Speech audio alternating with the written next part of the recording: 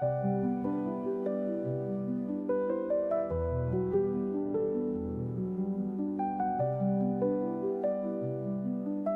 were once 25 tin soldiers, who were all brothers, for they had been made out of the same old tin spoon. They shouldered arms and looked straight before them, and wore a splendid uniform, red and blue. The first thing in the world they ever heard were the words, "Tin soldiers," uttered by a little boy, who clapped his hand with delight when the lid of the box, in which they lay, was taken off.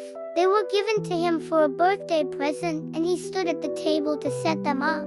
The soldiers were all exactly alike, excepting one, who had only one leg. He had been left to the last, and then there was not enough of the melted tin to finish him. So they made him to stand firmly on one leg, and this caused him to be very remarkable.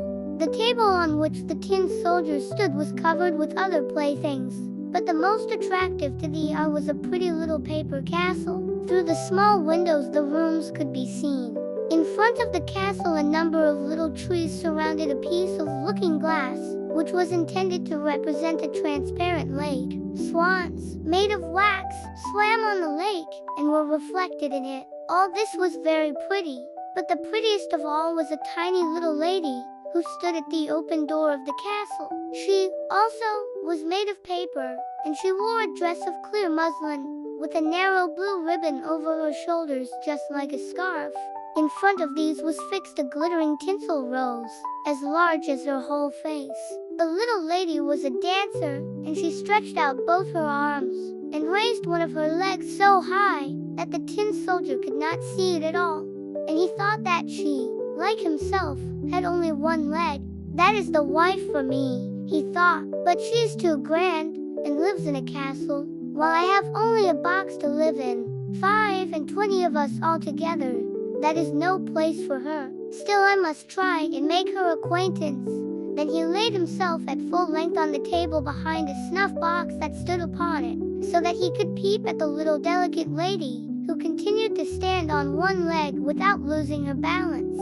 When evening came, the other tin soldiers were all placed in the box, and the people of the house went to bed. Then the playthings began to have their own games together, to pay visits, to have sham fights, and to give balls. The tin soldiers rattled in their box. They wanted to get out and join the amusements, but they could not open the lid. The nutcrackers played at leapfrog, and the pencil jumped about the table. There was such a noise that the canary woke up and began to talk, and in poetry too. Only the tin soldier and the dancer remained in their places. She stood on tiptoe, with her legs stretched out, as firmly as he did on his one leg. He never took his eyes from her for even a moment. The clock struck 12, and, with a bounce, up sprang the lid of the snuff box. But, instead of snuff, there jumped up a little black goblet, for the snuff box was a toy puzzle. "Tin soldier," said the goblin, "don't wish for what does not belong to you."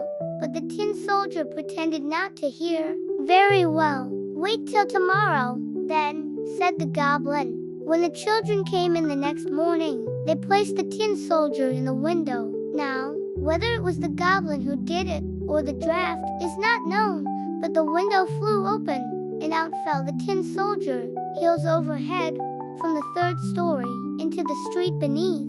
It was a terrible fall, for he came head downwards, his helmet and his bayonet stuck in between the flagstones, and his one leg up in the air. The servant maid and the little boy went downstairs directly to look for him, but he was nowhere to be seen, although once they nearly trod upon him. If he had called out, "Here I am," it would have been all right, but he was too proud to cry out for help while he wore a uniform. Presently it began to rain, and the drops fell faster and faster, till there was a heavy shower. When it was over, 2 boys happened to pass by, and one of them said, "Look, there is a tin soldier. He ought to have a boat to sail in." So they made a boat out of a newspaper, and placed the tin soldier in it, and sent him sailing down the gutter, while the 2 boys ran by the side of it, and clapped their hands. Good gracious, what large waves arose in that gutter, and how fast the stream rolled on, for the rain had been very heavy. The paper boat rocked up and down, and turned itself round sometimes so quickly that the tin soldier trembled. Yet he remained firm. His countenance did not change. He looked straight before him, and shouldered his musket. Suddenly the boat shot under a bridge which formed a part of a drain, and then it was as dark as the tin soldier's box. "Where am I going now?" thought he. "This is the Black Goblin's fault, I am sure. Ah, well, if the little lady were only here with me in the boat, I should not care for any darkness." Suddenly there appeared a great water rat, who lived in the drain. "Have you a passport?" asked the rat. "Give it to me at once." But the tin soldier remained silent and held his musket tighter than ever. The boat sailed on and the rat followed it. How he did gnash his teeth and cry out to the bits of wood and straw, "Stop him! Stop him! He has not paid the toll and has not shown his pass." But the stream rushed on stronger and stronger. The tin soldier could already see daylight shining where the arch ended. Then he heard a roaring sound quite terrible enough to frighten the bravest man. At the end of the tunnel the drain fell into a large canal over a steep place, which made it as dangerous for him as a waterfall would be to us. He was too close to it to stop, so the boat rushed on, and the poor tin soldier could only hold himself as stiffly as possible, without moving an eyelid, to show that he was not afraid. The boat whirled round 3 or 4 times, and then filled with water to the very edge. Nothing could save it from sinking. He now stood up to his neck in water, while deeper and deeper sank the boat, and the paper became soft and loose with the wet, till at last the water closed over the soldier's head. He thought of the elegant little dancer whom he should never see again, and the words of the song sounded in his ears. "Farewell, warrior, ever brave, drifting onward to thy grave." Then the paper boat fell to pieces, and the soldier sank into the water and immediately afterwards was swallowed up by a great fish. Oh, how dark it was inside the fish! A great deal darker than in the tunnel, and narrower too. But the tin soldier continued firm, and lay at full length shouldering his musket. The fish swam to and fro, making the most wonderful movements, but at last he became quite still. After a while, a flash of lightning seemed to pass through him, and then the daylight approached, and a voice cried out, "I declare here is the tin soldier." The fish had been caught, taken to the market and sold to the cook, who took him into the kitchen and cut him open with a large knife. She picked up the soldier and held him by the waist between her finger and thumb, and carried him into the room. They were all anxious to see this wonderful soldier who had traveled about inside a fish, but he was not at all proud. They placed him on the table, and how many curious things do happen in the world. There he was in the very same room from the window of which he had fallen. There were the same children, the same playthings, standing on the table, and the pretty castle with the elegant little dancer at the door. She still balanced herself on one leg, and held up the other, so she was as firm as himself.